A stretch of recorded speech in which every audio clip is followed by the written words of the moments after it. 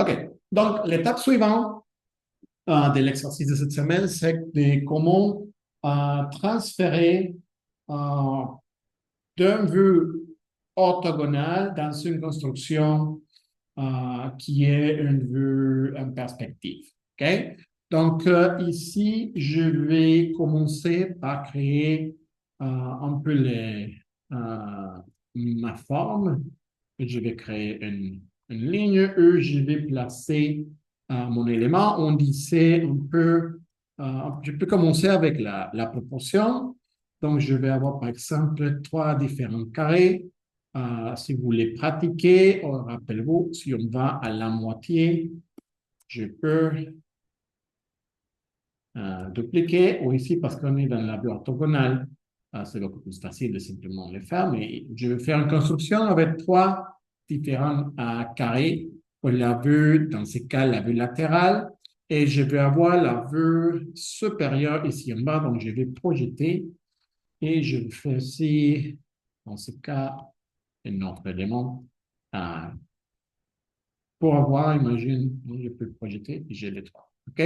Donc, c'est la vue supérieure où je dois trouver peut-être le centre.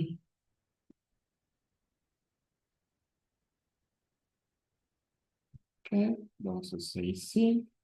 Et donc, dans la vue supérieure, ça va devenir mon axe. Et peut-être que si, imagine que je veux faire un aspirateur de main, donc je peux avoir une ligne qui fait comme ça. Et voici, c'est le moment où en fait, je peux faire ça, aspirer les débris. Ici, je peux avoir un élément que pour moi, dans la moitié, je veux commencer à monter, peut-être faire une forme comme ça. Donc, vous devez faire un élément volume qui vous aide. Dans ce cas, j'ai choisi de l'élever un peu de seul, mais vous pourriez faire quelque chose qui est tout collé à seul comme une cerise d'ordinateur, par exemple.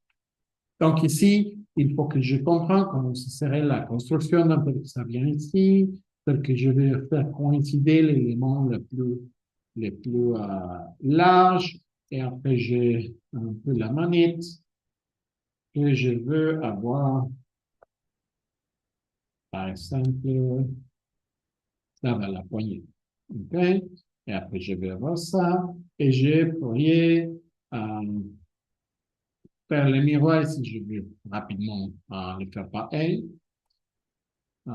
Et ça va être ici. Donc, voilà. OK. Donc, j'ai la vue supérieure et la vue latérale d'un objet. Dans ce cas, ça pourrait être un aspirateur à la main, mais ça peut être une autre chose. OK? Donc, je vais construire ces deux éléments dans la perspective et l'étape 1, ça va être de spécifiquement créer une construction de ces côtés-là.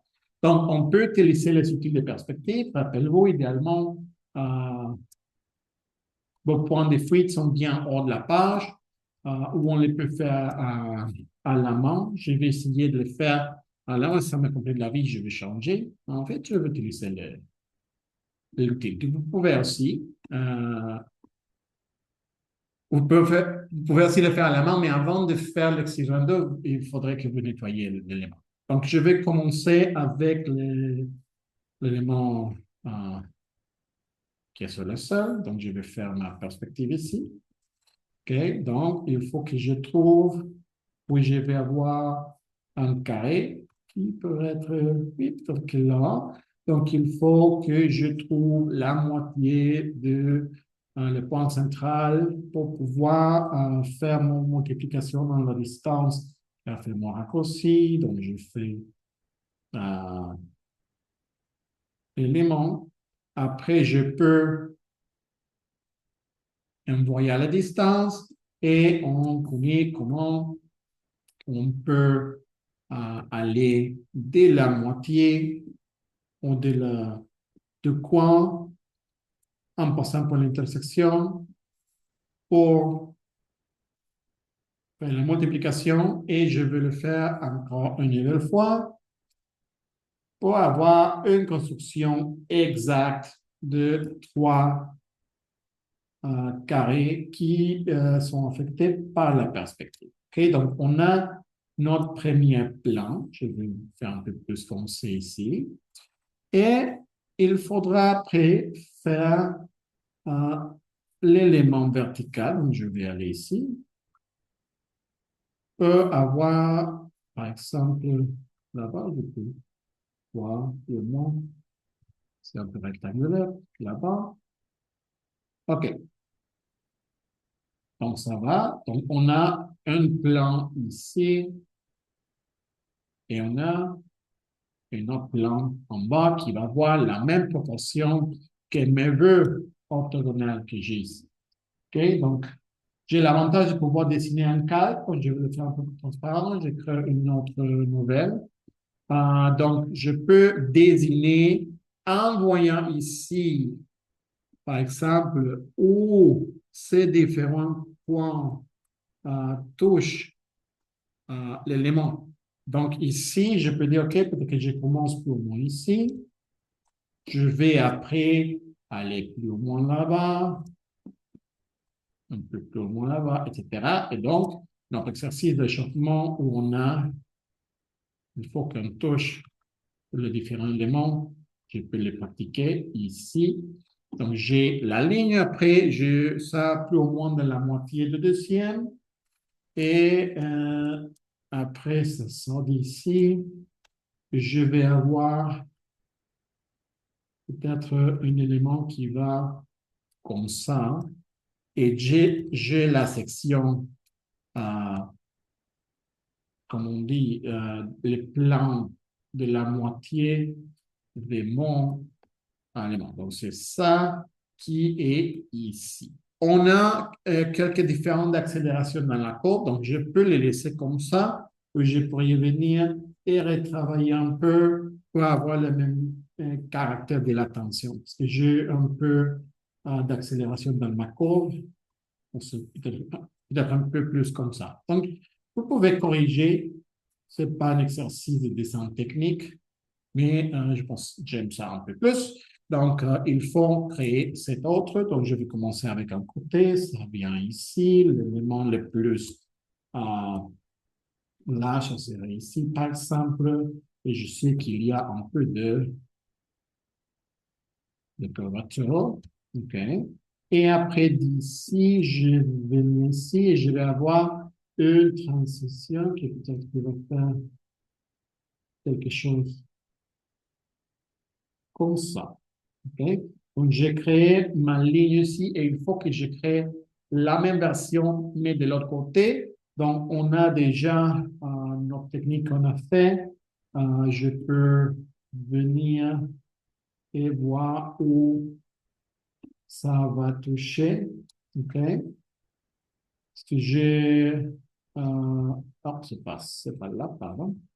Ça va être, si je veux faire ici du centre là-bas, hein. Donc, je peux projeter et je vais voir que c'est ligne ici. L'autre, je peux le faire pareil. Je sais que le final, c'est ici. Si je veux être un peu plus précis, je peux également trouver ces points. Donc, je trouve ici. Je peux projeter à l'autre côté et en faisant mon ligne, je peux euh, finalement projeter ce point ici qui ira là-bas. OK? Donc, il ne faut pas que je fais toutes les lignes parce que sinon jamais je ne vais pas terminer, mais assez pour pouvoir avec confiance décider où je veux euh, dessiner les autres. Je peux aussi faire un peu de travail par un, mais si j'ai la question, si je veux être vraiment précis, je pourrais par exemple, oui, faire ça. Donc, je peux, on a ça. Donc, si je veux ici, par exemple, trouver ces points ici, où je viens, je peux faire la connexion. Et donc, l'autre point, donc je sais qu'ici, on va venir ici. Et éventuellement, je peux y aller de l'autre côté. OK? Donc, ici, si vous voyez, on a les deux éléments, la vue supérieure et la vue des côtés qui sont déjà en perspective. Et il faut commencer à désigner en section. Donc, maintenant, on a fait cette étape et il faut continuer avec cette étape. Donc, comment est-ce que ça marche? Euh, je peux utiliser, si vous voyez, parce que vous allez commencer à avoir beaucoup de lignes qui veulent peut-être vous donner un problème. Donc, je vais faire une autre carte. Peut-être que je peux désigner en rouge ou en bleu ici. Et je peux le faire à la main ou je peux le faire en utilisant mes outils de perspective. Donc, ici, euh, ici, il va y avoir un petit point pour avoir ma première section. Non, je peux décider de faire peut-être une autre section ici. Non? Donc, je peux projeter à deux côtés. Je peux projeter et je peux projeter. Oui, OK. Donc, j'ai ici les points suivants. Non? On pourrait aussi commencer avec la partie ici à l'arrière parce que si on commence au début, on va commencer à avoir des intersections qui ne sont pas nécessairement toujours souhaitables, mais ici, j'ai mon intersection hein, ici. Et je peux oui, simplement continuer. Ici, on a une autre section, donc je peux décider, OK, je vais d'ici.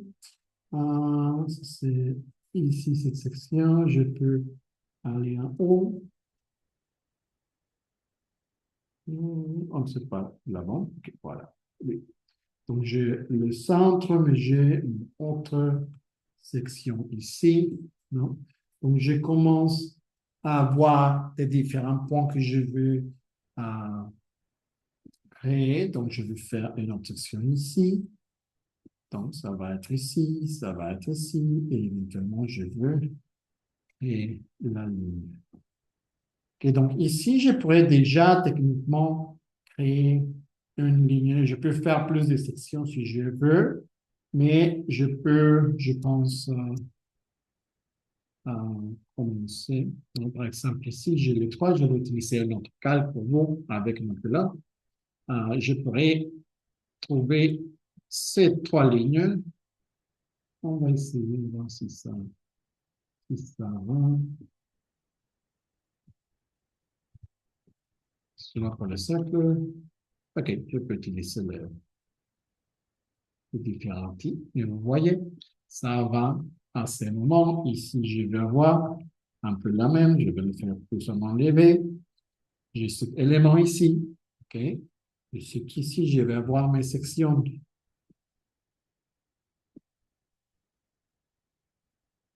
Voilà.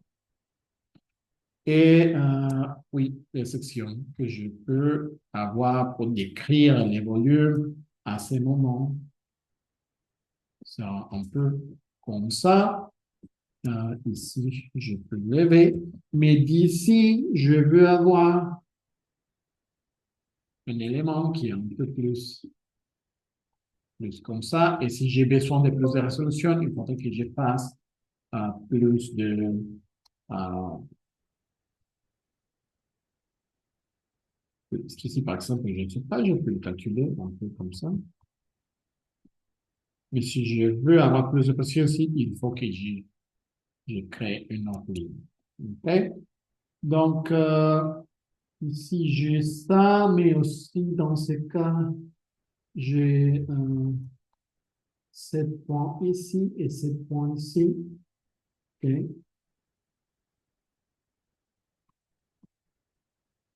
Et éventuellement, par exemple, je vais essayer de trouver une autre section avec les rouges. Peut-être que section intermédiaire comme d'ici à ici. OK? Donc, je vais créer mon autre section qui va aller ici. Donc, je vais Vous voyez, vous commencez à avoir un peu des problèmes si ça devient vraiment plein de lignes, mais si je suis ici, donc les lignes sont ici, et éventuellement, je vais savoir que ces points devront aller ici. OK. Donc, au moins, ça me donne la forme et éventuellement, je vais avoir mon résultat final. OK? Si j'ai fait ça un peu plus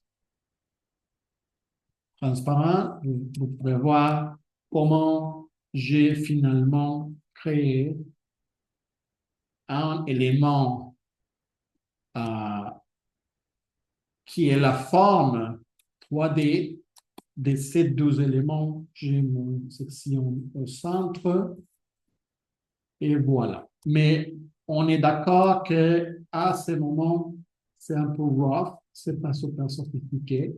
Mais voyez comment je peux couper en plus de sections que je n'avais pas, non? Et ça créera quelque chose comme ça. OK. Donc, j'ai mon volume basique et il faut que je peux les changer un peu pour les faire plus intéressants. OK? Donc, dans ce cas, peut-être que je vais encore faire ça un peu plus. Et je veux revenir au noir. Je peux commencer à jouer avec les sections de différentes manières. Par exemple, peut-être que des points qui sont ici en bas, je peux les bouger au centre un peu ou beaucoup. Je ne sais pas. Non? Donc ici, ça va changer la section parce qu'ici, donc, l'élément va changer beaucoup d'intention et la dynamique. Donc, c'est un peu comme si j'ai pratiqué de la sculpture ici. Mais, OK. Je peux faire plus de choses. Ici, pardon, idéalement, parce qu'on est dans la courbature simple, il faut que, en fait, ces lignes restent rectes. Si on peut les changer, mais si ça devient courbe, ça change à un élément plus sculptural de double courbature. OK? Mais vous savez déjà comment ajouter des bords arrondis. Donc, je peux ici ajouter des bords arrondis un peu partout. Ça peut changer un peu de dimension.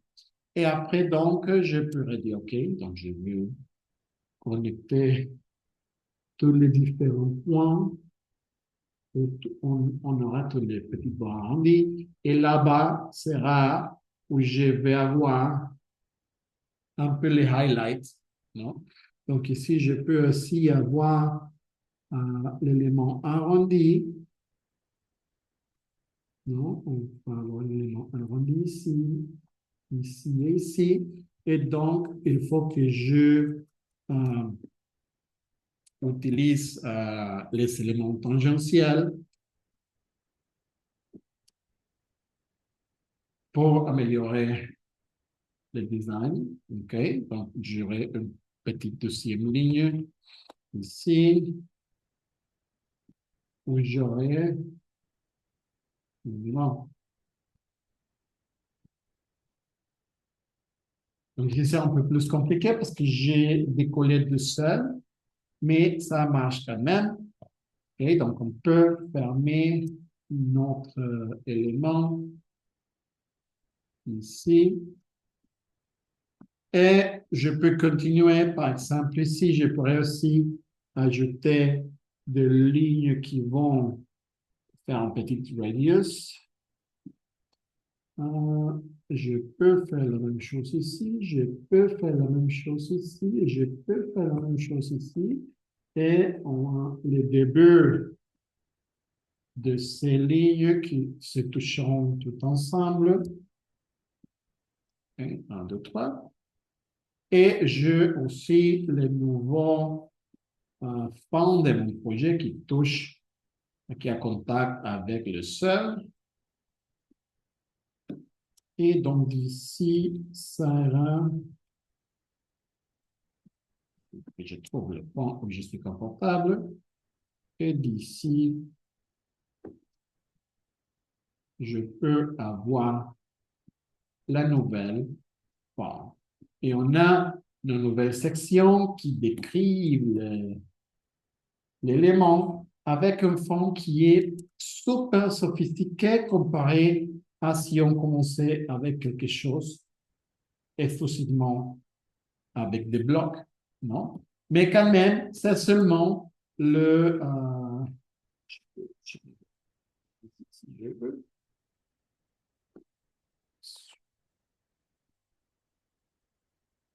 Et c'est ici quand on peut avoir beaucoup de changements de la forme en modifiant ces sections. Donc, il manque d'avoir un peu plus de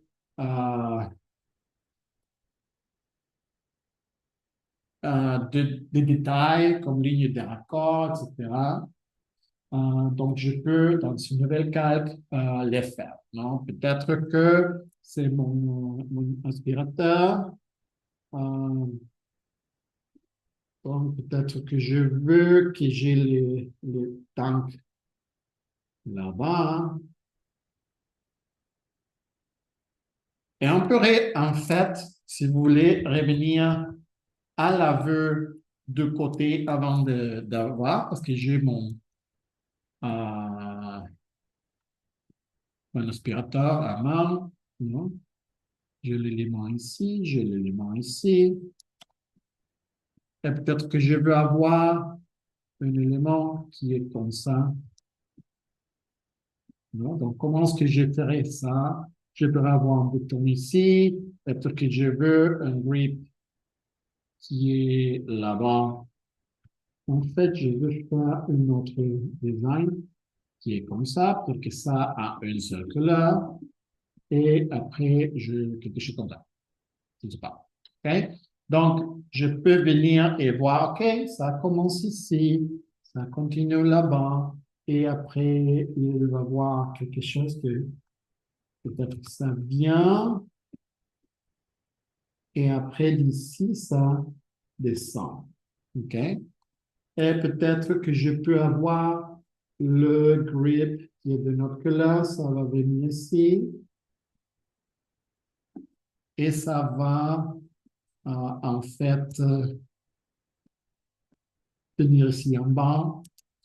Et parce que j'ai un peu la forme, je comprends, je peux euh, modifier la forme. Je pourrais dire, OK, j'ai le bouton qui est là-bas, donc c'est plus ou moins ici. J'ai la ligne de centre où je peux, on peut comprendre la symétrie que j'aurai ici, non? Je viens ici, non, j'ai la ligne au centre qui va là-bas. Et après, je pourrais être un peu plus précis. Après, je peux nettoyer ce sketch, mais c'est peut-être que je viens en bas et je monte. Là.